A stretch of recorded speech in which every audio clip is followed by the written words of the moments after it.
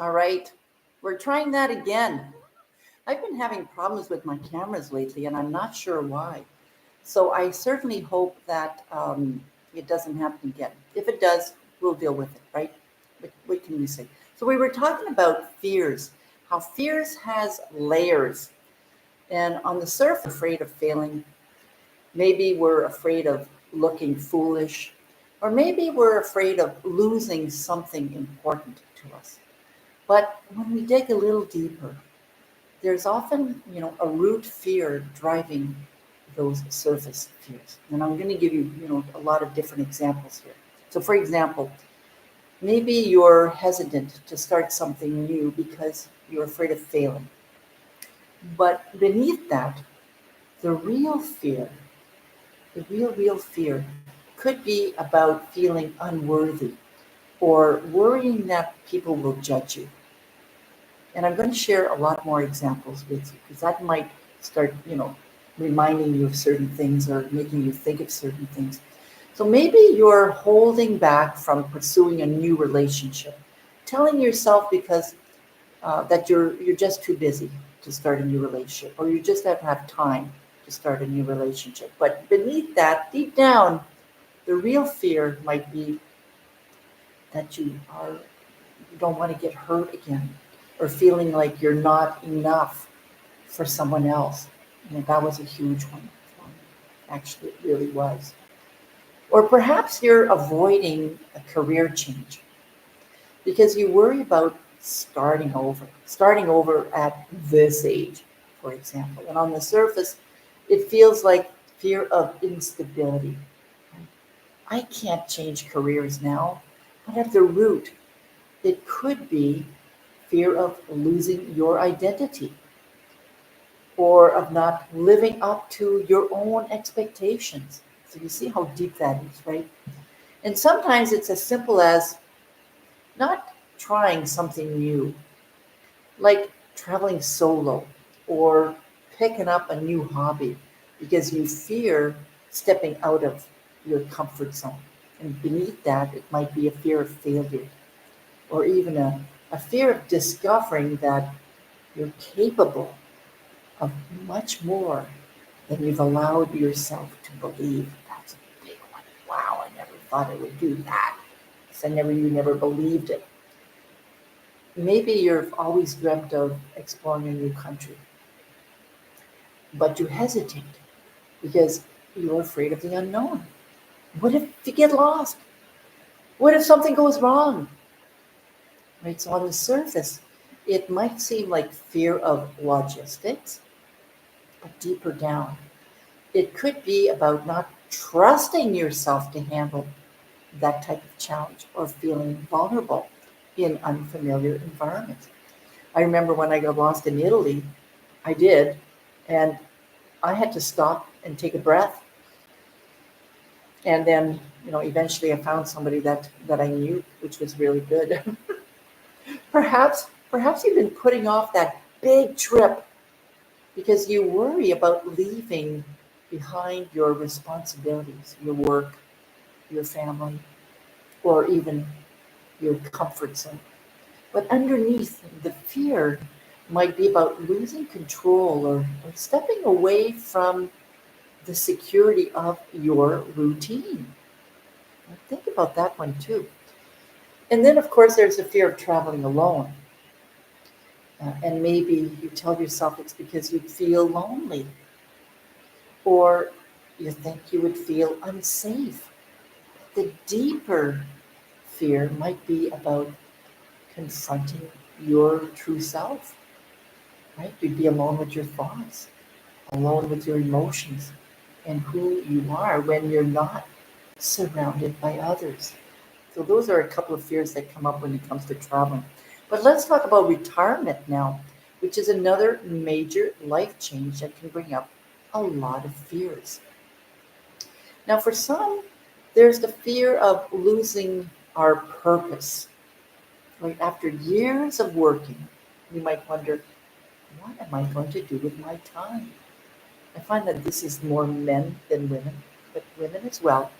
What am I going to do now that I've retired or that I'm thinking of retirement? who am I without my job? That's a big one.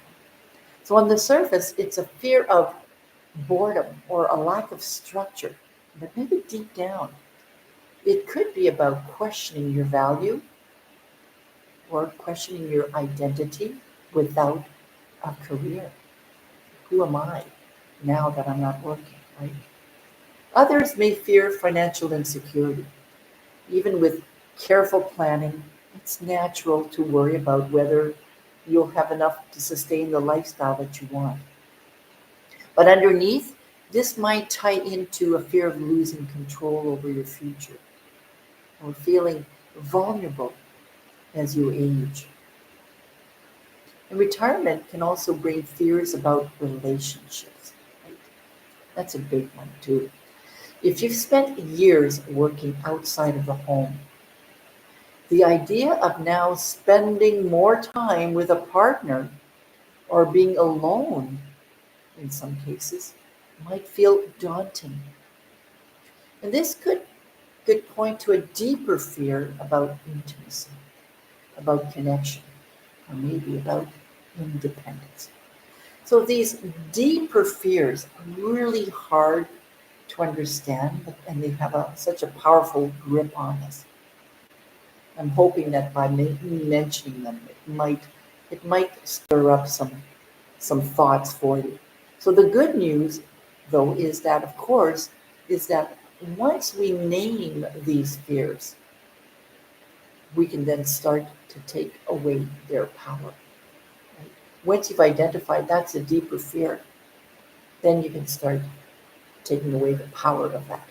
So let me share a personal story with you. Years ago, I faced a really big decision about making a career change.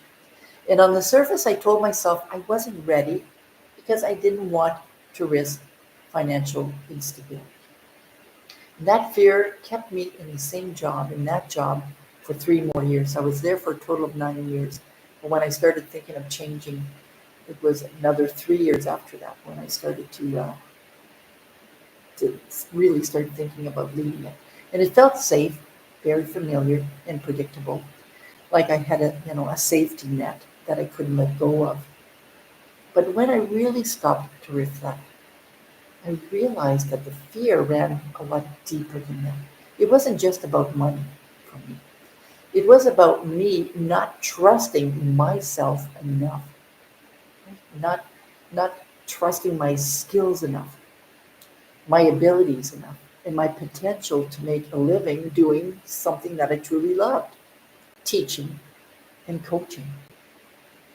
I was scared to let go of the security that I had built and stepped into the unknown. I was really afraid to step into that unknown, that world of freelancing, earning my own money and defining my own success. And that fear really whispered questions like, what if I fail? What if I'm not what if I'm not good enough? What if I regret making this decision? Right? So it took time, it took courage and a lot of inner work to face those fears and to take the leap in 2018. But once I did, I realized something, that those deeper fears lose their power the moment that you acknowledge them. The moment you make a decision, the fear disappears or nearly disappears. Recognizing them was the first step to breaking free and to stepping into the life that I wanted, the life that I have now. So if you're facing a similar crossroad, know that it's okay, of course, to feel scared. It's normal, right? It's part of the process, but it doesn't have to keep you stuck. This is it. When you identify and confront what's really holding you back, you can start to take those first small steps towards change. So I'm going to ask you now to do a little bit of reflecting. There's a few questions I'm going to ask you today, like I did yesterday as well. Ask yourself these 3 questions. What am I truly afraid of? What's beneath that fear? I've given you a lot of examples. You might want to review the video as well. Is it the fear of failure, fear of rejection, or the fear of the unknown? You might want to journal about this. And if fear weren't holding you back, what would you do differently? So if fear wasn't holding me back, what would I do differently? So these questions might not have easy answers. That's okay. The goal is to start the process of uncovering what's really going on beneath the surface. And once you've identified a fear, the next step, of course, is deciding how to approach it. Think of it like shining a flashlight in a dark room. At first, it's scary because you don't know what you'll find. The more you explore, the more you put some light on, the more you go, now I'm starting to understand. The less intimidating it becomes. So tomorrow we'll talk more about those first steps towards action. But for now, just focus on identifying and naming the fears that have been holding you back. And of course, to help you with this process, to help you to explore these ideas further, you can download my free resource, Embrace the Change, your guide to bold adventures and transformations. It's packed with tools to help you dig deeper into your fears and start creating the change that you want. And of course, you can take it, you can have access to it at lindagrobert.com/embrace change. EMBRACECHANGE. So thank you for being here. Thank you for being patient with me and my technical issues today. I really appreciate it. Awareness is a really powerful first step. Tomorrow, we're going to build on what we've learned today and what we've discussed today. We'll talk about how to take those small, courageous steps towards change. Remember, you're not alone, right? You're not alone in this journey. I'm here to guide you every step of the way. So take some time today to reflect on your fears. The 3 journal prompts today were, ready to write them down? What am I truly afraid of? What am I truly afraid of? What's beneath that fear? Is it the fear of failure? Is it the fear of rejection? The fear of the unknown? The fear of being alone? What is it? And if fear wasn't holding me back, what would I do differently? So if fear didn't exist, what would I be doing differently? Those are all great questions to journal on. Right? So I'll see you tomorrow in day 3.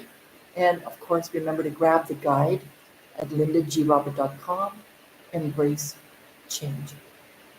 If you have any questions, of course, I'm here to respond to them. And you can add them in the chat box, in the comment section. Take care. I'm just going to end the screen. I'm looking at my second screen here.